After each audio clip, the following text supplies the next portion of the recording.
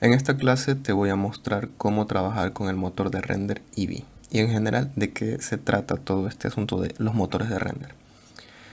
En principio tenemos la escena, esta escena muy compleja aquí cargada en Blender, y si te fijas en la parte superior derecha tenemos 4 modos de render. Todo esto es cómo se controla lo que vemos aquí en este viewport. Si uso este wireframe, veremos todos como si fueran alambres. Si uso el Solid, que es la vista por defecto de Blender, veremos todo así como objetos sencillos, sin color ni nada.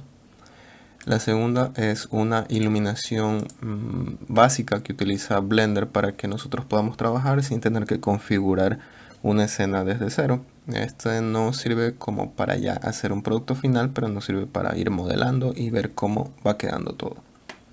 Y el siguiente es el motor, el render preview, que nos muestra exactamente lo que va a mostrar el render. En este caso yo he creado una escena con un cubo, un toro y una esfera y una pequeña luz que está de este lado. Lo podemos mover aquí y puedes ver que a medida que yo muevo la luz se van moviendo las sombras de los objetos. Esto quiere decir que el motor está calculando en tiempo real la posición de las sombras. Si nosotros nos vamos a la parte derecha, aquí en el Render Properties, podremos ver que tenemos como Render Engine a Eevee. Eevee es la novedad que salió en Blender 2.8 y también está en Blender 2.9, y es que nos permite trabajar en 3D como si se tratara de un motor de juegos. Por lo tanto vemos todos los efectos en tiempo real. A medida que nosotros vamos haciendo modificaciones, vemos que todo también va reaccionando y no tenemos que esperar a que el render termine de procesar para saber cómo va a quedar. En la parte de Render Engine también podemos utilizar el Workbench, que es parecido a lo que les mostraba aquí en el Viewport Shading. Es una configuración básica que nos permite trabajar con los modelos. No es lo más apropiado para ya lanzar hacer un preview, un render final, pero nos sirve para empezar a hacer algo rápido y no tener que estar con estas sombras y todo esto. Simplemente vemos los objetos como son y ya. Y luego tenemos Cycles. Cycles también es un motor de render, pero este, a diferencia de Eevee, no es en tiempo real, sino de que es un motor Ray Tracing o Path Tracing, no recuerdo exactamente, pero lo que eso significa es que la luz está rebotando y está funcionando como si fuera en el mundo real. Entonces de esta luz salen rayos que rebotan contra, digamos, la esfera.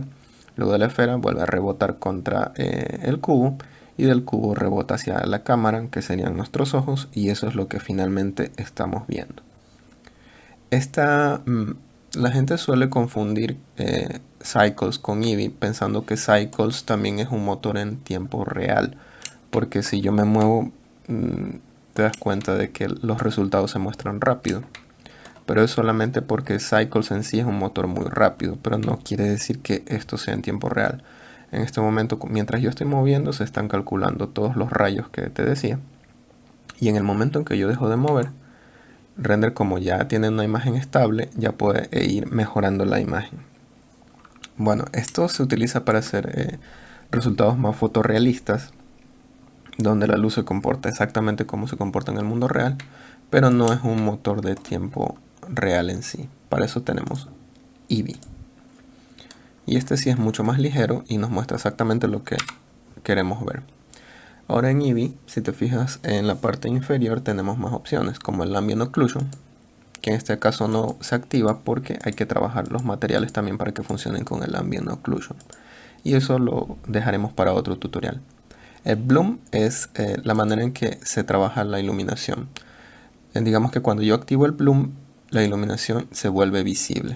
Ahorita no se nota mucho porque la luz está baja, pero si vengo aquí a las configuraciones y subo el Power, qué sé yo, a 1500 y vuelvo aquí al Bloom, si lo desactivo te puedes dar cuenta del efecto que tiene. El Bloom permite que todas las superficies que reciben luz emitan también una especie de reflejo. Esto puede ser bueno, puede ser malo, dependiendo del efecto que tú quieras lograr. Así que, como en todo lo que tiene que ver con 3D, la mejor manera de saber si te funciona o no es experimentando. Luego, en la parte inferior del render, tenemos algo que se llama Screen Space Reflections.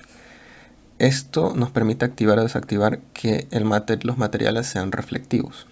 Y aquí vamos a entrar un poco en materiales de manera muy superficial, porque de eso vamos a hablar más adelante. Pero en esta ocasión, al piso yo le voy a crear un nuevo material, que se llama material.002, porque yo ya creé uno anteriormente en un video que se dañó. Por eso lo estoy repitiendo. Y al crear un material, se crea un material que dice Principled BSDF, que es el material por defecto que crea Blender. De este material podemos modificar todos estos parámetros, pero el más importante, o los más importantes, son el Base Color, que es el color en sí de la superficie, el Metallic, que nos permite configurar si este material es dialéctico, o sea, no es metal, o si es metálico. Y si yo muevo este slider a 0, quiere decir que no es nada metálico, pero si lo muevo a 1, quiere decir que ya es un material metálico. ¿Y qué pasa si vengo aquí a las opciones de Eevee y activo Screen Space Reflections? Automáticamente puedes ver que ya puedo ver los reflejos de los objetos en la superficie. ¿Y qué quiere decir Screen Space Reflection? Quiere decir que estos objetos solo se procesan porque están siendo vistos por la cámara. En el momento en que yo los saco del campo visual de la cámara, automáticamente el render ya no los toma en cuenta para trabajar. Entonces trabaja muy similar, o mejor dicho, exactamente igual que un motor de juegos. Entonces vamos a seguir modificando los parámetros aquí, porque tenemos otro que es importante, el que se llama Roughness. Esto es la rugosidad de la superficie. Si yo lo bajo a 0, quiere decir que es un material súper liso, sumamente liso, y se puede ver reflejado en la calidad de los reflejos, que se ven mucho más nítidos. En cambio, si yo le aumento la rugosidad y luego un material totalmente áspero, ya no habrán reflejos, porque sobre las superficies que son ásperas, como el concreto o la tela, no puede haber reflejos. Entonces, en este caso, como yo escogí que sea metálico, le voy a dejar un reflejo de 0.3 o algo así, para que se pueda apreciar lo que estamos haciendo. Quizás un poco menos y listo. Y esos son los materiales que principalmente, mejor dicho, los aspectos que principalmente podemos modificar en los materiales. Tenemos muchos más que sirven para otras cosas, pero en general esto es lo que es más comúnmente utilizado. Entonces, para resumir un poco, tenemos Eevee. En la parte de sampling son la cantidad de veces que la imagen es evaluada. Por ejemplo, en el viewport solamente se procesa 16 veces, por eso es que esta superficie, estos reflejos, se ve así como ruidoso, pero si yo le pongo 32 se ve un poco mejor, y si le pongo 64 va a ir mejorando, y si sigo subiendo va a seguir mejorando. Va a tomar un poco más de tiempo en terminar de procesarse, pero se va a procesar igual de manera rápida. Ahora, si yo ya quiero hacer render de esto, simplemente presiono F12 y puedo ver que automáticamente tengo el resultado de mi render. Y este es el verdadero poder de este motor, que yo los resultados los obtengo inmediatamente, como si fuera un juego. Entonces, también tengo la opción del sampling para el render. Eso quiere decir que si yo le pongo aquí 256, por ejemplo, al momento de hacer render, todas estas imperfecciones se van a desaparecer. Va a tomar un poquito más de tiempo, pero vemos que el resultado es mucho mejor en el render. Igual sigue siendo mucho más rápido que si yo lo hiciera en Cycles. Y voy a hacer la comparativa. Voy a venir a Cycles, lo voy a activar. Y te fijas inmediato que los resultados son mucho más realistas, pero igual toma mucho más tiempo. Entonces vamos a dar un render. Y lo que vemos que hay es una especie de cuadrícula que se va formando. Y aquí cada cuadrito naranja que puedes ver aquí es un un núcleo de tu CPU que está procesando la imagen.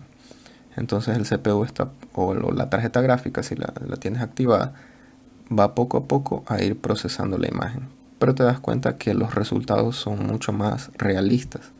Esto de verdad parece una superficie de algún metal dorado. Y estos bloques, bueno, parecen bloques blancos que están recibiendo iluminación de la superficie. Por ejemplo, esta cara del cubo está recibiendo este reflejo naranja.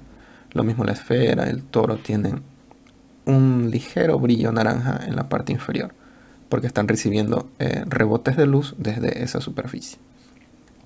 Y esta imagen tomó alrededor de 49 segundos en procesarse, pero te das cuenta que el resultado es mucho mejor. Ahora voy a venir al slot 2 y voy a presionar Eevee y voy a hacer lo mismo. Y vemos que el resultado tomó 1.8 segundos. Y podemos ver la diferencia de calidad entre el uno y el otro. Esto no quiere decir que Eevee sea peor o mejor que Cycles.